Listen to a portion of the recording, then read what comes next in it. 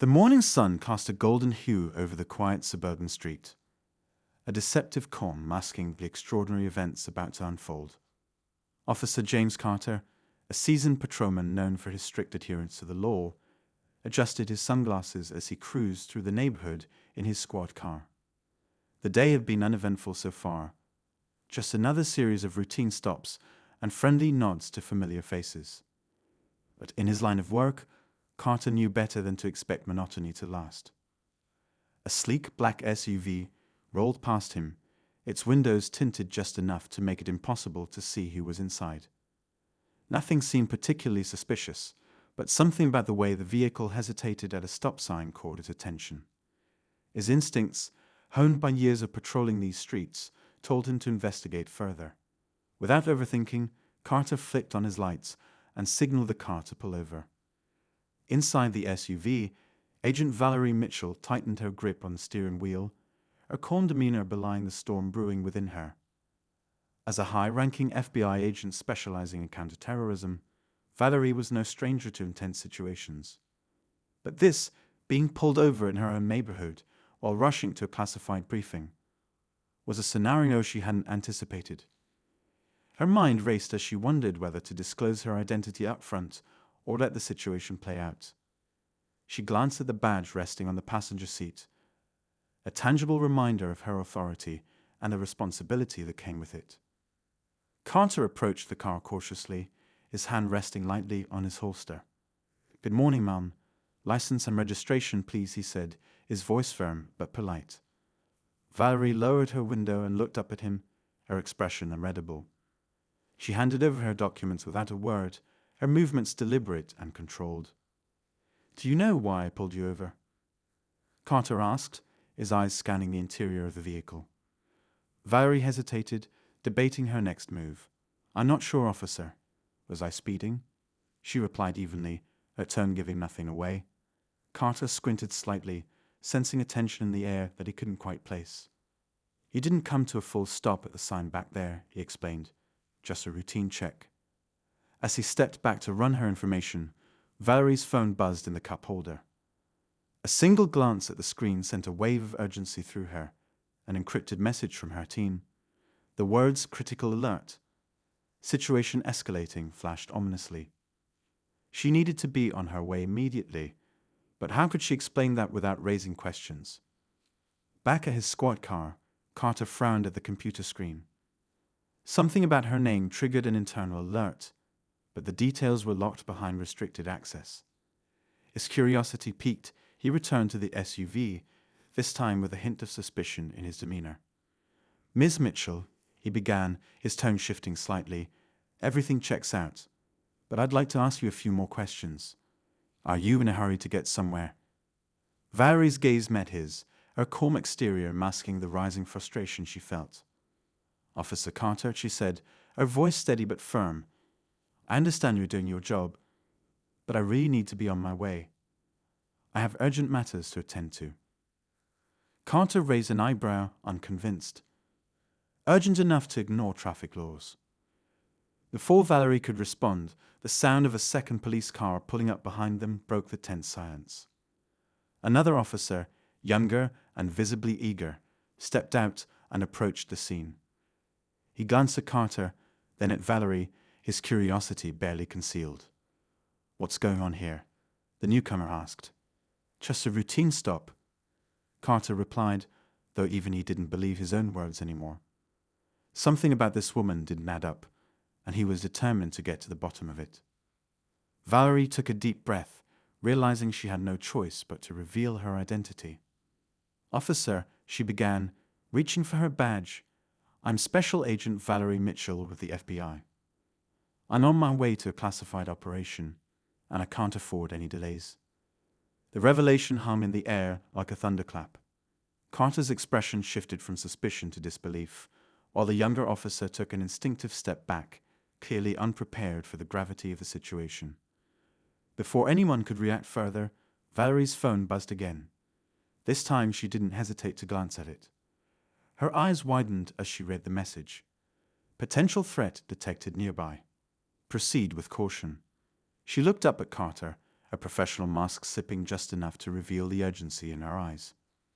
"Listen to me," Valerie said, her voice low but commanding. "We don't have time for this. There's a credible threat in this area, and every second counts. If you want to help, follow me. If not, let me go." Carter hesitated, torn between protocol and the unmistakable seriousness in her tone. He had encountered his fair share of buffers and manipulators, but something about Valerie's presence told him she wasn't lying. And then, as if to confirm her warning, a loud explosion echoed in the distance, sending a shockwave through the neighborhood. The three of them froze, their instincts kicking into overdrive. Valerie locked eyes with Carter, her expression leaving no room for doubt. "Are you coming? Or are you going to stand here all day?" she asked, already starting her engine. Carter made his decision in an instant, signaling to the younger officer to follow. What had started as a routine traffic stop had just turned into something far more dangerous. And he had a feeling this was only the beginning. Carter's pulse raced as he jumped back into his patrol car, signaling the young officer to follow him. His mind was a whirlwind of questions, doubts, and an eerie sense of foreboding.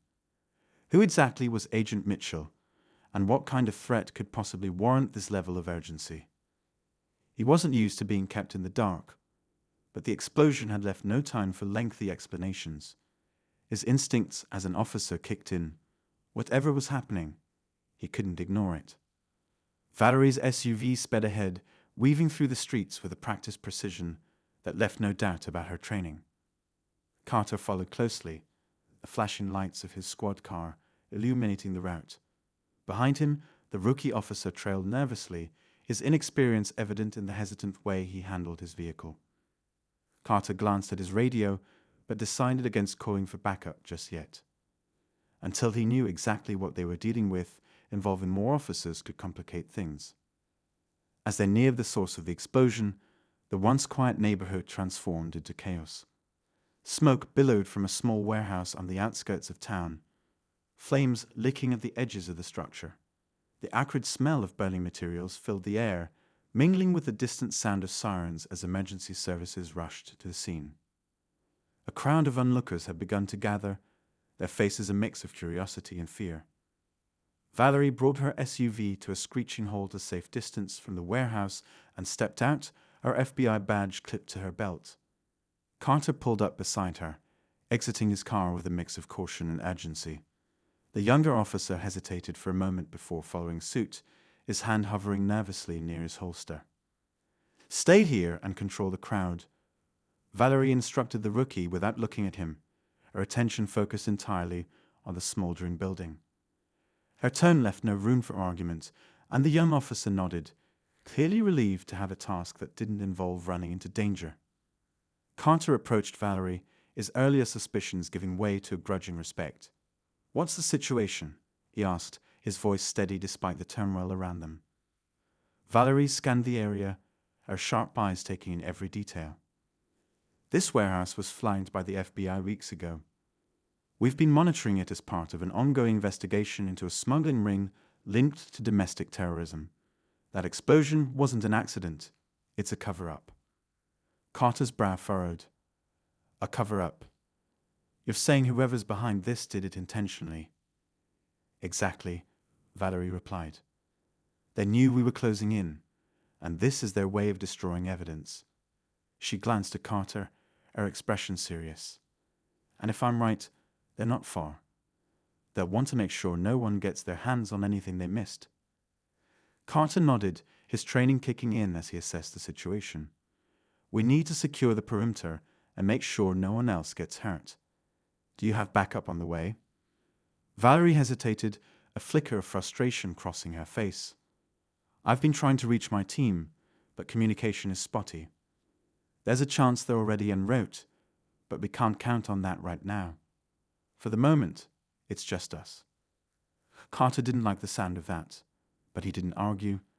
Instead, he turned to the young officer, who was doing his best to keep the crowd at bay. "Keep everyone back and don't let anyone near the building," Carter instructed. "And if you see anything suspicious, call it in immediately." The rookie nodded, though his wide eyes betrayed his nervousness. Carter returned his attention to Valerie, who was already moving toward the warehouse with determined strides. "Wait," he called after her. "You can't just go in there alone." Valerie stopped and turned, her expression firm, but not unkind. "I appreciate your concern, Officer Carter, but this isn't my first rodeo. I need to see if there's anything salvageable inside before the fire spreads." Carter shook his head. "If you're going in, I'm coming with you. I may not be FBI, but I know how to handle myself in dangerous situations." Valerie studied him for a moment, as if weighing her options. Finally, she nodded. "Fine, but stay close and follow my lead." The two of them approached the building, the heat from the flames growing more intense with every step. Carter could hear the crackling of burning wood and the occasional sound of something collapsing inside. The smell of smoke was nearly overwhelming, but he pushed it aside, focusing on the task at hand. As they entered through a side door that had been partially blown off its hinges, the scene inside was one of utter destruction. Shelves and crates lay toppled and broken, their contents either burned or scattered across the floor. The air was thick with smoke, making it difficult to see more than a few feet ahead.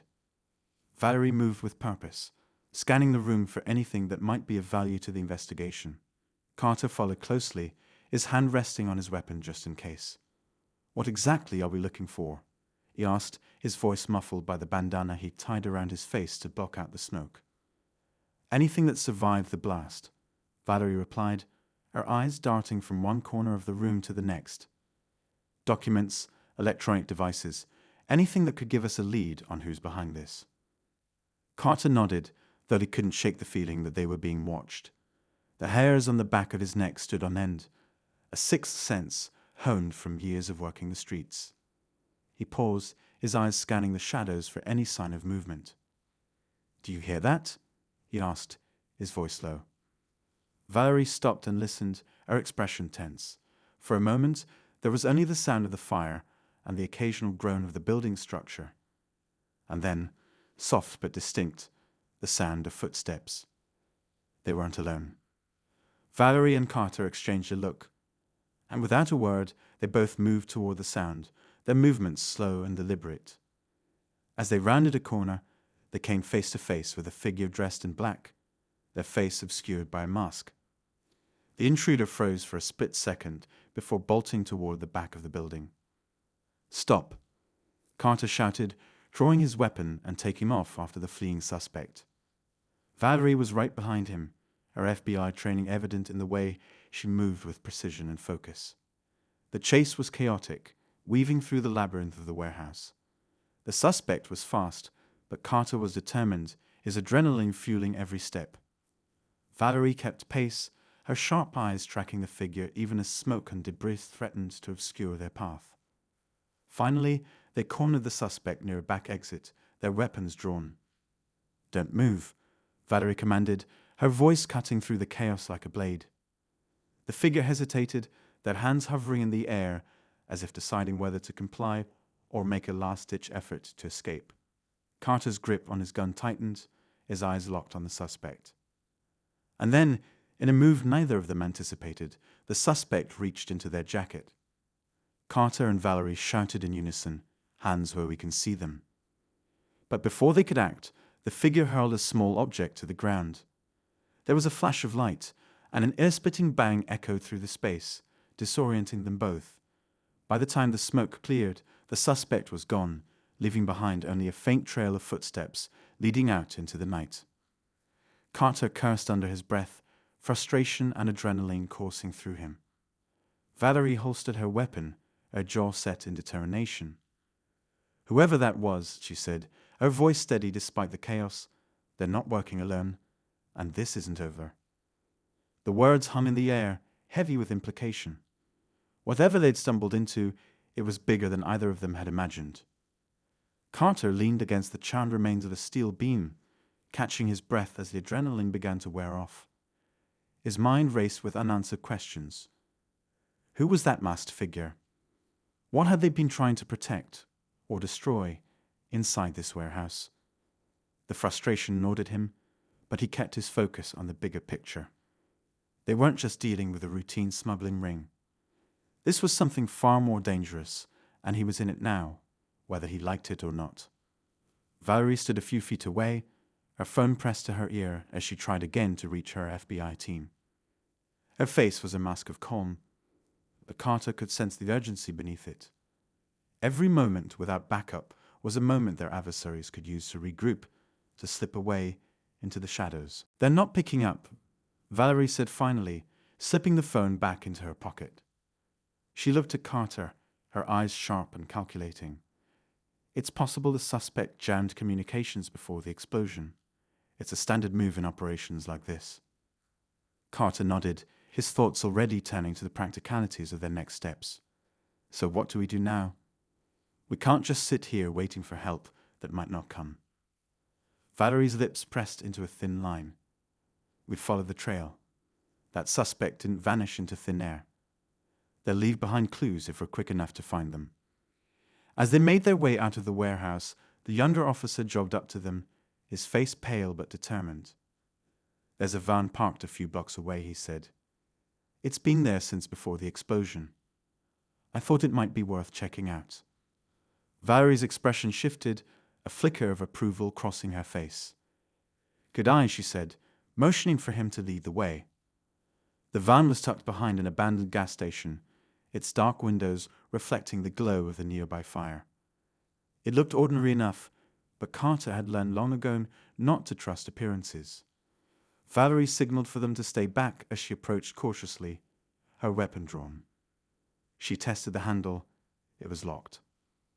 "Pop the trunk," Carter suggested, nodding toward the young officer's squad car. "Let's see if we can get inside." Within minutes, they had the van open. The interior was sparse but not empty. A laptop sat on the passenger seat, its screen dark but intact. In the back, crates labeled with generic shipping codes were stacked neatly, their contents concealed. Valerie wasted no time. She climbed into the van and powered up the laptop, her fingers flying across the keyboard as she bypassed the login screen with practice ease. Carter watched from the doorway, his curiosity piqued. "What are you looking for?" he asked.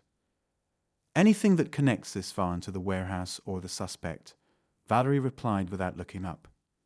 "Emails, transaction records, GPS logs, anything." As the laptop's desktop came to life, Valerie's eyes narrowed. There were folders filled with encrypted files, each one labeled with a single word. Asterisk shipment asterisk, asterisk contacts asterisk, asterisk blueprints asterisk. She clicked on one at random, and a spreadsheet opened, filled with coordinates and cryptic notes. "These are drop points," she said, her voice low.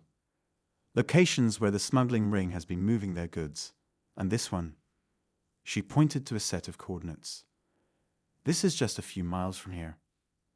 Carter's jaw tightened. "So they're still operating in the area?" Valerie nodded. "If we move fast, we might catch them before they clear out." The young officer shifted nervously. "What about the crates? Should we call in someone to check those out?" Valerie glanced at the crates but shook her head. "They're important, but we don't have time to deal with them now. We'll notify the bomb squad and evidence team once we're done here. For now, we focus on the bigger threat." As they piled back into their vehicles, the weight of the situation settled over Carter like a heavy cloak. This wasn't just about stopping a smuggling ring. It was about preventing whatever came next, the plans hidden in those encrypted files, and the coordinated precision of their enemies. The drive to the drop point was tense, the silence in Carter's car broken only by the occasional crackle of the radio. Valerie had taken the lead again, her SUV cutting through the night like a shadow. Carter followed, his mind replaying the events of the past hour. Something about all of this felt off, as if they were only seeing the surface of a much deeper conspiracy. When they arrived at the location, it was nothing like Carter had expected. The coordinates led them to an abandoned industrial park, its rusted buildings standing like sentinels against the night sky. There were no signs of activity, no vehicles or lights to suggest anyone was there. "This doesn't feel right," Carter muttered as he stepped out of his car, his hand instinctively resting on his holster. Valerie emerged from her SUV, her eyes scanning the area with practiced intensity. "Stay sharp," she said, her voice barely above a whisper. They could be watching us. They moved cautiously through the industrial park, their footsteps echoing against the cracked pavement. Carter felt the hair on the back of his neck stand up again, that same sixth sense warning him that something wasn't right. And then he saw it, a flicker of movement in the shadows. He stopped abruptly, his hand tightening around his weapon. "Over there," he whispered, nodding toward the far side of the lot. Valerie followed his gaze, her own weapon at the ready. Together, they moved toward the shadows, their movements slow and deliberate. The tension was almost unbearable, every second stretched thin with anticipation. As they rounded the corner of one of the buildings, they found themselves face to face with a group of men loading crates into the back of an unmarked truck. The men froze when they saw them, their expressions shifting from surprise to aggression in an instant. "FBI, drop your weapons," Valerie shouted, her voice commanding and clear. For a moment, time seemed to stand still. And then, chaos erupted. One of the men reached for a weapon, but Carter was faster. He fired a warning shot into the air, the sound echoing across the lot. The men scattered, some disappearing into the shadows, while others moved to engage. Carter and Valerie held their ground, their training kicking in as they exchanged fire with the attackers. It was a chaotic, high-stakes standoff, the stakes rising with every passing second. Carter's heart pounded in his chest as he returned fire, his focus razor-sharp despite the chaos around him. In the midst of the gunfire, one of the men broke away from the group, carrying a crate toward the truck. Valerie spotted him and moved to intercept, her determination unwavering. Carter followed, covering her as she advanced. As the man reached the truck, he turned, a grenade in his hand. Carter's stomach dropped.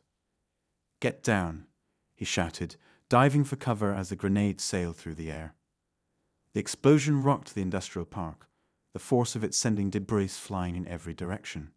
Carter hit the ground hard, his ears ringing as he scrambled to his feet. He scanned the area, his heart sinking as he realized the truck, and the men who had been loading it, were gone. Valerie appeared beside him, her face streaked with dirt, but otherwise unharmed. "They got away," she said, frustration evident in her voice. Carter nodded, his jaw tight. But not for long. The industrial park was silent now, the echoes of the explosion fading into the night. But the tension remained, a heavy reminder that the fight was far from over.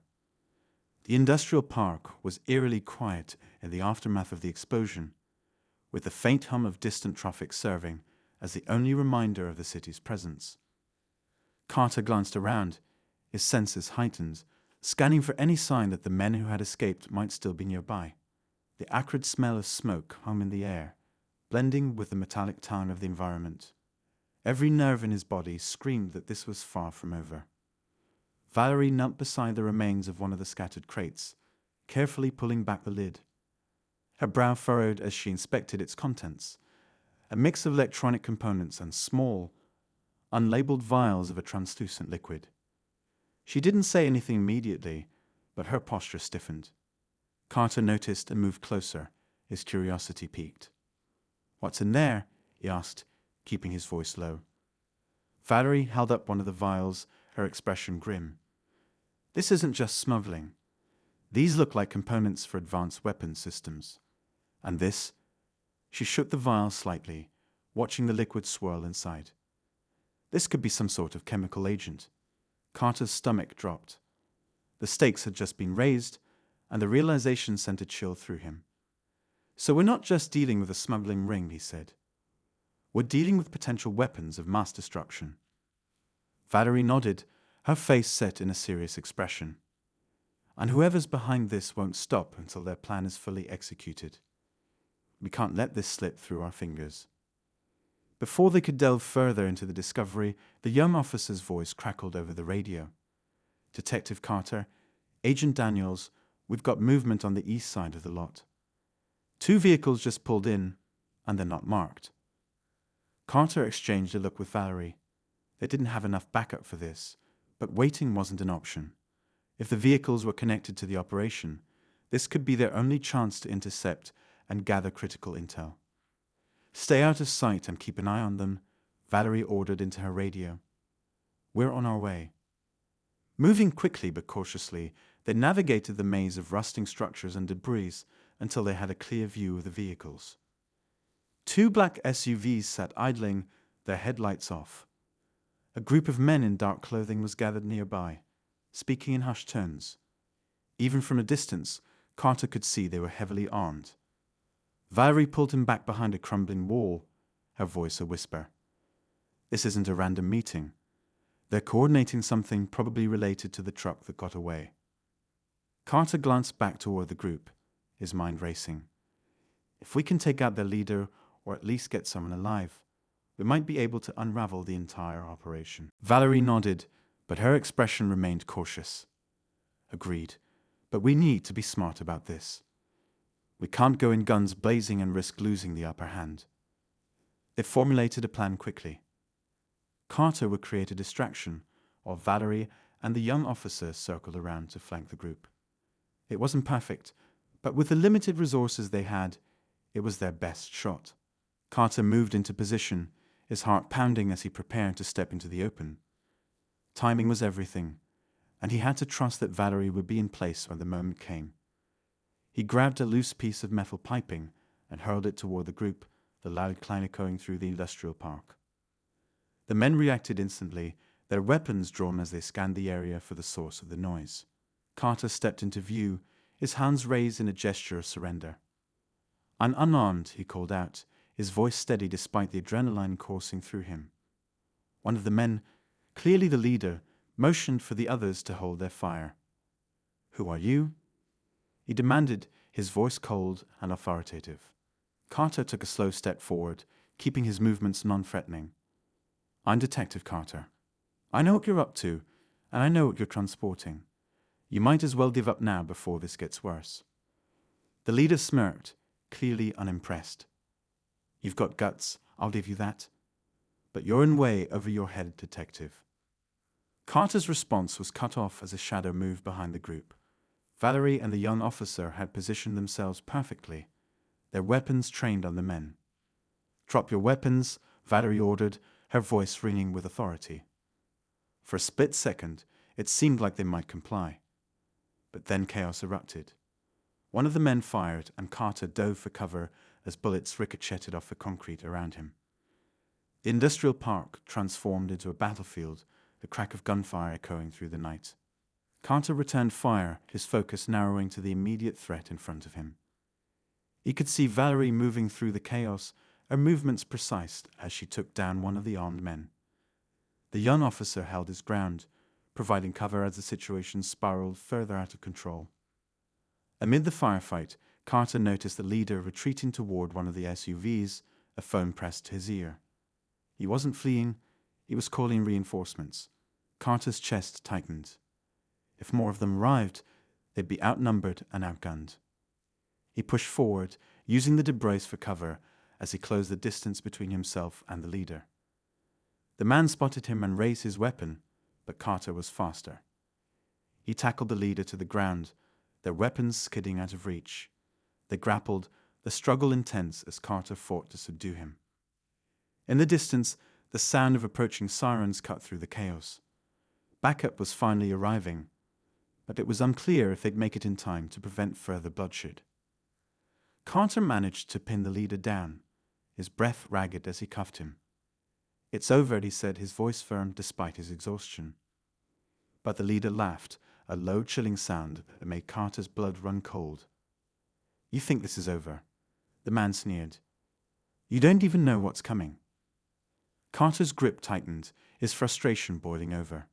"Then tell me," he demanded, "what's the end game here?" The leader didn't answer, his smirk remaining even as the sirens grew louder. Carter knew the man wouldn't give up any information willingly. They needed to act fast, to unravel the mystery before whatever endgame he was hinting at became a reality. As the sound of sirens filled the air, Carter looked to Valerie, who was securing the scene with unwavering focus. Their eyes met, and in that moment, he He realized they were standing on the edge of something much larger than either of them had anticipated. The pieces were starting to fall into place, but the picture they formed was one of imminent danger, and the clock was ticking. The wailing sirens grew louder as the first squad cars screeched to a halt at the edge of the industrial park.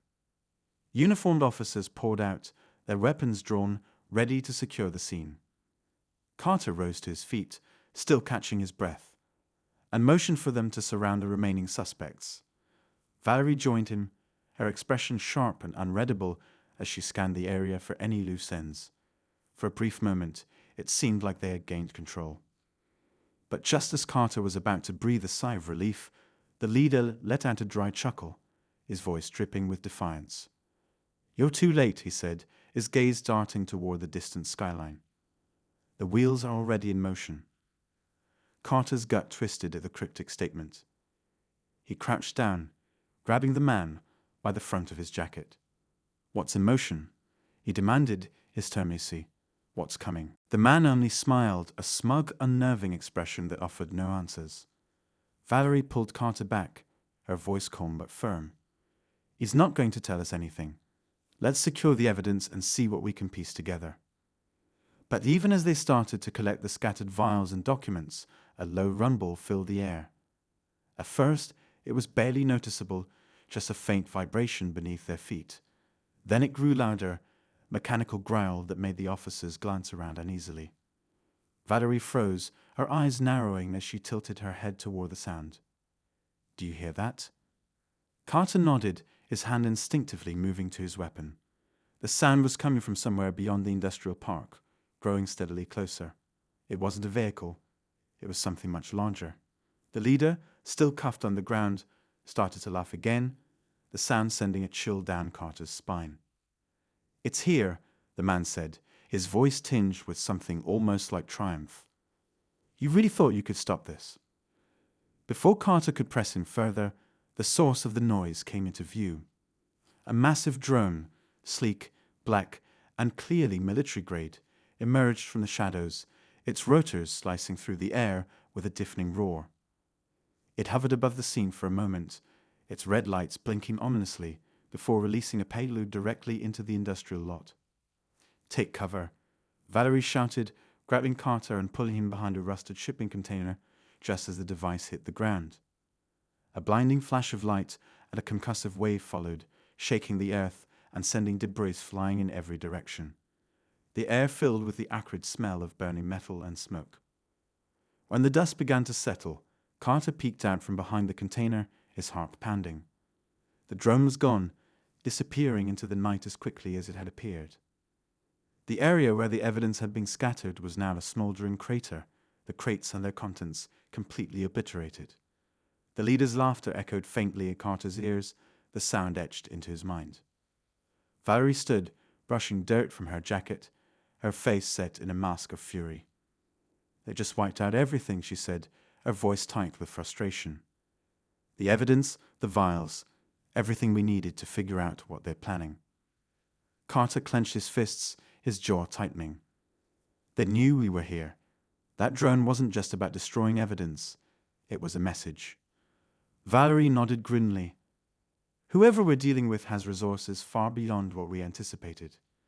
This isn't just a smuggling ring or a local operation. This is organized, calculated, and dangerous." As they regrouped, one of the uniformed officers approached, his face pale. "Detective, Agent, you need to see this," he said, holding out a tablet.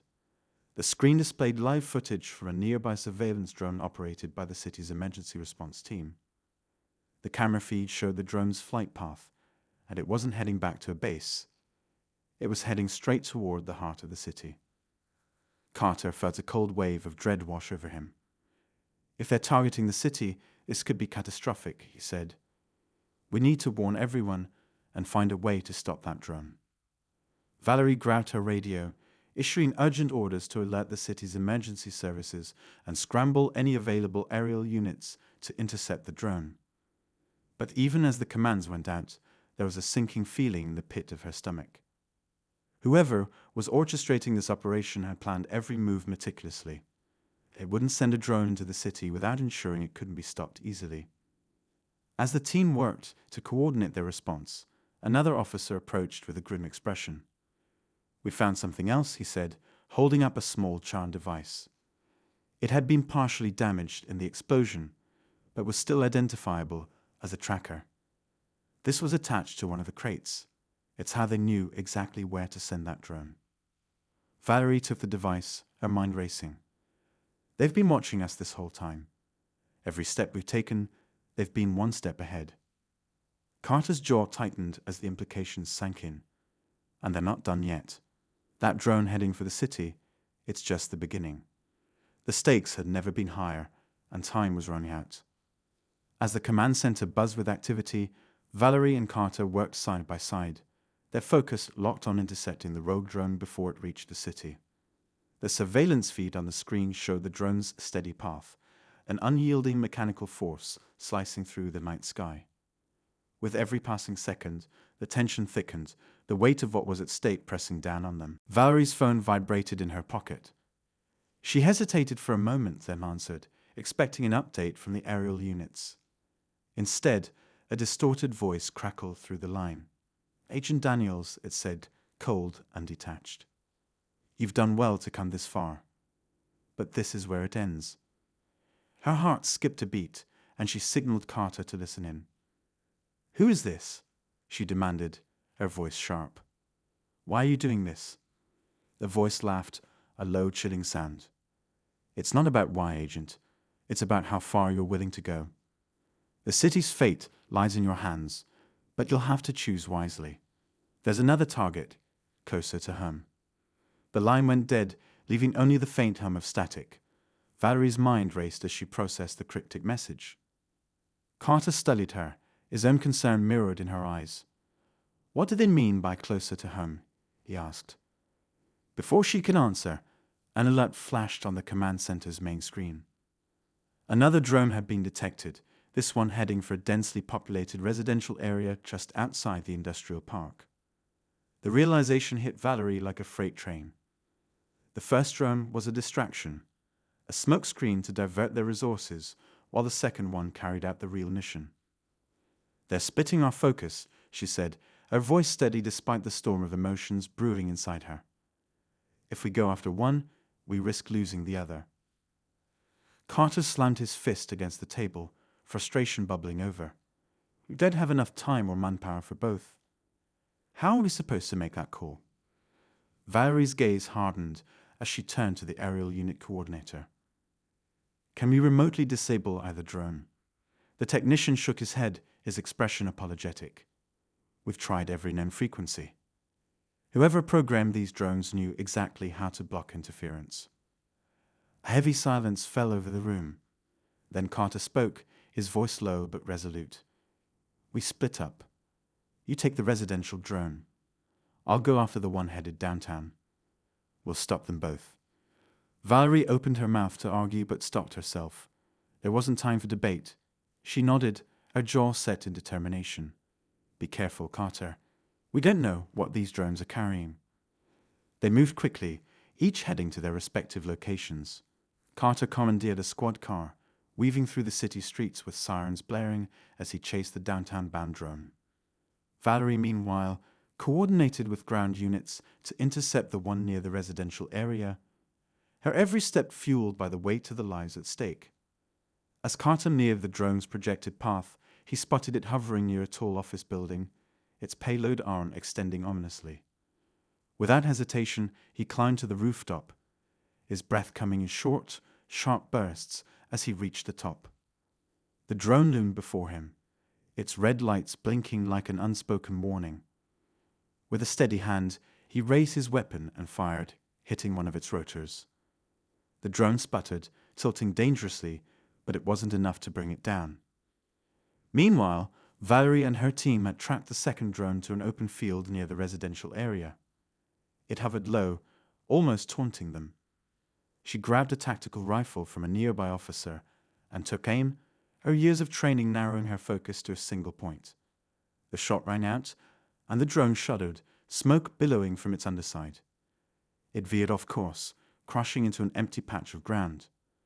Relief flooded her, but it was short-lived. Back on the rooftop, Carter had managed to disable his drone, sending it spiraling to the side of the building. He braced himself for the explosion, but never came. Instead, a compartment of the drone opened, releasing a stream of paper-like objects into the air. They fluttered down around him, and he grabbed one, his eyes widening as he read the message scrawled across it. This was just a test. Simultaneously, Valerie received a call from the tech team. "Agent Daniels, we analyzed the payload from the second drone," the voice said, trembling with unease. It wasn't a chemical weapon. It was filled with surveillance equipment. Cameras, microphones. They were watching us. The final twist hit both of them like a punch to the gut. The entire operation, the smuggling, the drones, the chaos, had been a ploy to study their response, to probe their weaknesses. Carter stood on the rooftop, a city's lights stretching out before him, and realized the horrifying truth. This wasn't the end. It was the beginning of something far bigger, far more dangerous than they had imagined. As the pieces fell into place, a cold certainty settled over Valerie. The enemy wasn't just a step ahead. They were playing a completely different game. And as the night's events replayed in her mind, she couldn't shake the feeling that the worst was yet to come.